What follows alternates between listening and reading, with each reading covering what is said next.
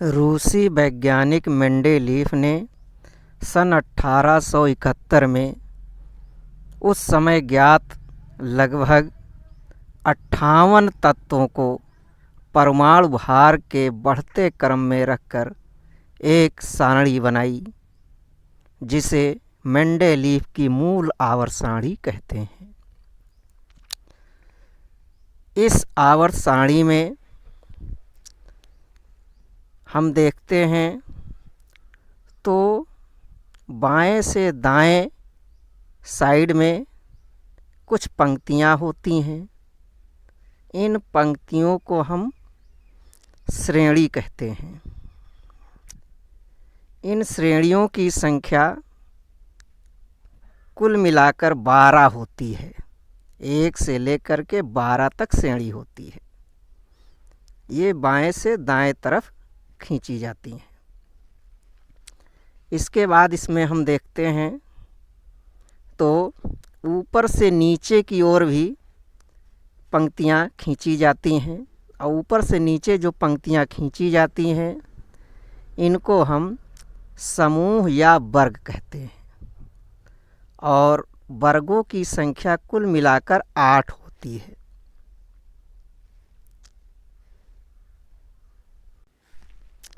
Mendeleev ने अपने नियम को मूल आवर्त नियम नाम दिया था।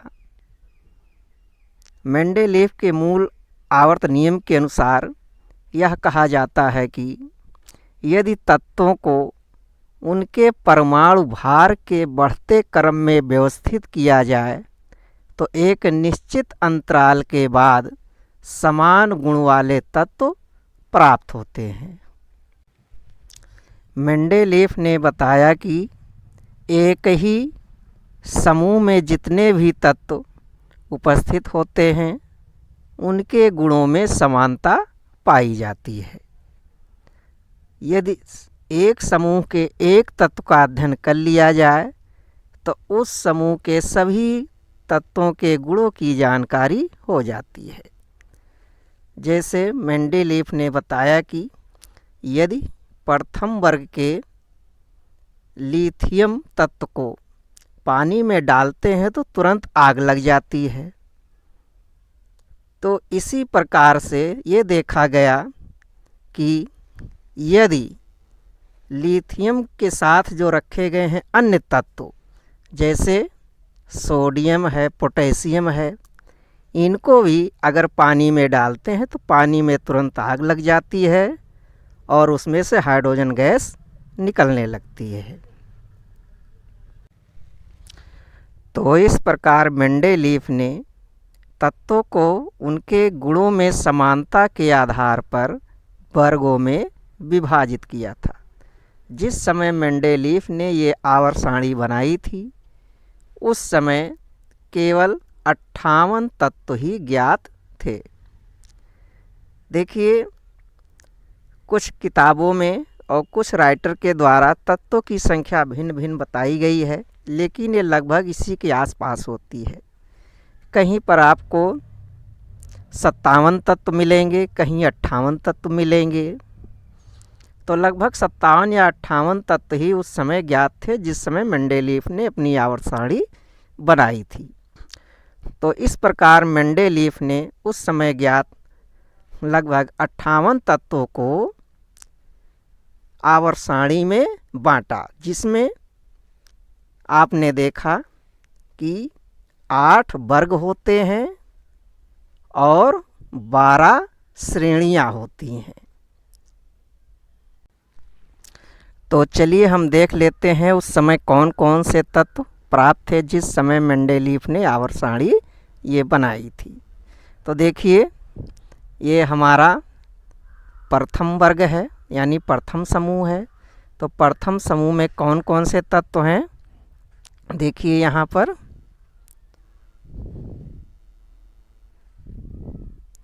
ये देखिए, इसमें पहला तत्व रखा गया है हाइड्रोजन। इसके बाद लिथियम, सोडियम, पोटेशियम, रुबिडियम। तो आगे नीचे देखिए, यहाँ पर एक तत्व दिख रहा है CS यानी सीजियम। तो प्रथम वर्ग में ये तत्व हमारे थे। अब देखिए द्वितीय वर्ग में कौन कौन से तत्व हैं।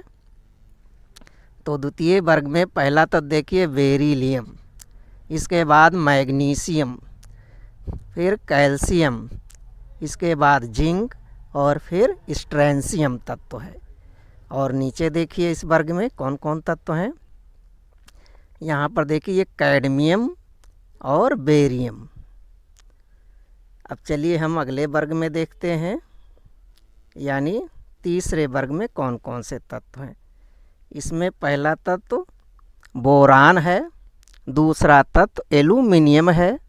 और नीचे देखते हैं, यहाँ देखिए एक तत्व है आयन यानी इंडियम तत्व इसको कहते हैं। और एक और नीचे देखिए TL, ये है टेलुरियम तत्व है, ये भी तृतीय वर्ग का तत्व है। चलिए अब हम देखते हैं चौथे वर्ग में कौन कौन से तत्व हैं। तो चौथे वर्ग में है कार्बन, सिलिकॉन, टाइटेनियम, जिरकोनियम। और नीचे देखिए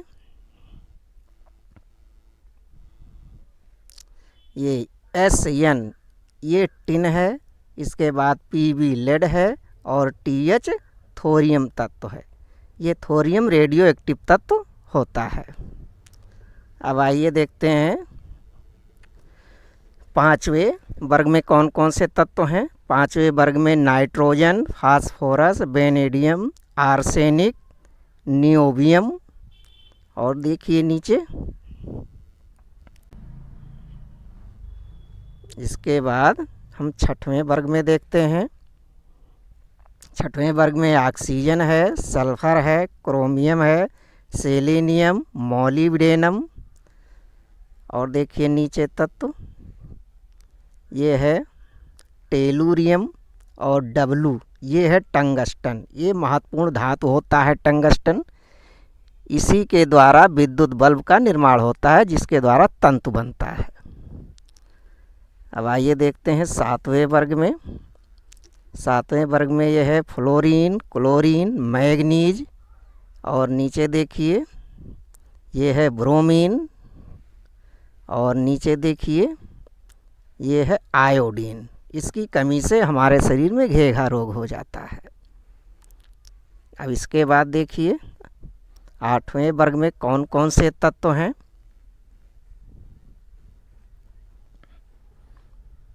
तो आठवें वर्ग में हमारा है देखिए लोहा, कोबाल्ट, निकिल, कापर।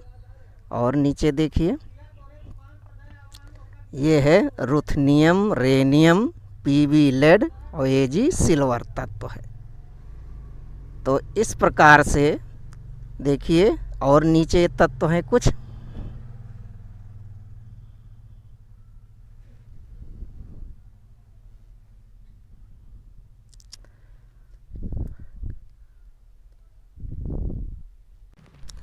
तो ये मुख्य तत्वों के बारे में हमने आपको बता दिया। इसमें इस प्रकार से 58 तत्व कुल मिला के हैं।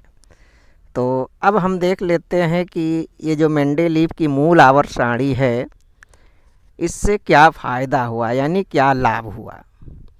तो देखिए सबसे पहले तो नंबर 1 फ़ायदा ये हुआ कि तत्वों के अध्ययन में हमको सुविधा मिल गई, क्योंकि एक ही वर्ग में उपस्थित तत्वों के बीच में गुणों में समानता पाई जाती है। और नंबर 2 देखिए, नंबर 2 लाभ ये हुआ कि मेंडेलीव के मूल आवर्त सारणी द्वारा नए तत्वों की खोज करने में सहायता मिली, क्योंकि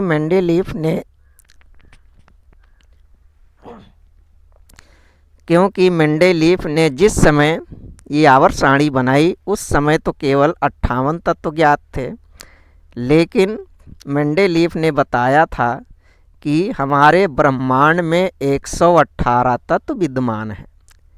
इसी बात को लेकर नए वैज्ञानिकों ने प्रयास किया, तो अब तक 114 तत्वों की खोज हो चुकी है। तो इस प्रकार नए तत्वों की खोज में सहायता भी प्राप्त हुआ। मेंडेलीव के मूल आवर्त सारणी के द्वारा। अब नंबर 3 लाभ देखिए क्या प्राप्त हुआ। नंबर 3 लाभ ये प्राप्त हुआ कि इसके द्वारा हम तत्वों का सही परमाणु भार ज्ञात कर सकते हैं। कैसे? जो तत्व जिस वर्ग में होता है उसकी उतनी संयोजकता होती है। जैसे दूसरे वर्ग में तत्व है तो उसकी संयोजकता 2 और तीसरे वर्ग में है तो उसकी संयोजकता 3 होती है। तो अगर परमाणु भार निकालना हुआ तो हम एक सूत्र प्रयोग करते हैं, परमाणु भार बराबर तुल्यांकी भार गुणे संयोजकता।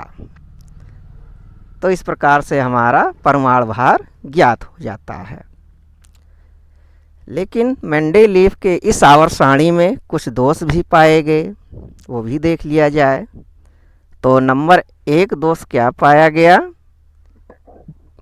इस आवर्त सारणी में अक्रिय गैसों के लिए कोई स्थान नहीं है, क्योंकि अक्रिय गैसों की खोज बाद में हुई थी।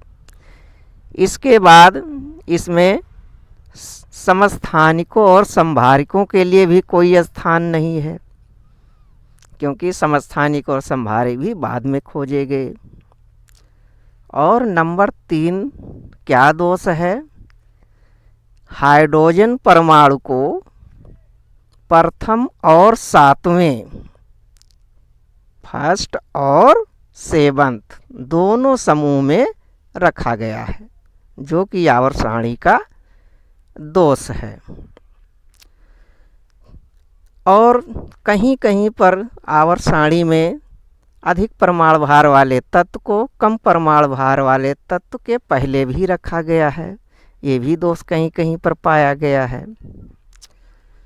तो इस प्रकार से मेंडेलीव के मूल आवर्त सारणी के कुछ लाभ हैं तो कुछ उसमें दोष भी पाए गए।